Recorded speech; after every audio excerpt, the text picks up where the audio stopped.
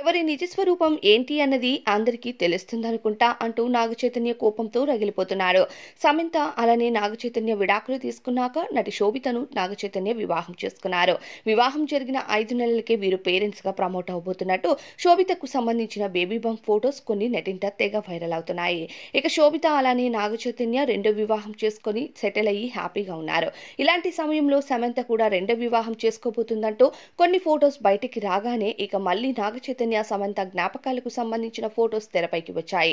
దీనితో అక్కినేని వారి కుటుంబం ఎవరి లైఫ్స్ లో వాళ్ళు హ్యాపీగా సెటిల్ అవుతున్నప్పుడు వారి లైఫ్స్ సంతోషంగా ఉండాలని కోరుకోవాలి. కానీ ఇలాంటి సందర్భాలు మూమెంట్స్ ని మళ్ళీ బయటికి తీసుకొని వచ్చి వాళ్ళ జ్ఞాపకాలతో జీవితాన్ని పాడు చేయడం మంచిది కాదు అంటూ తెలియజేస్తున్నారు.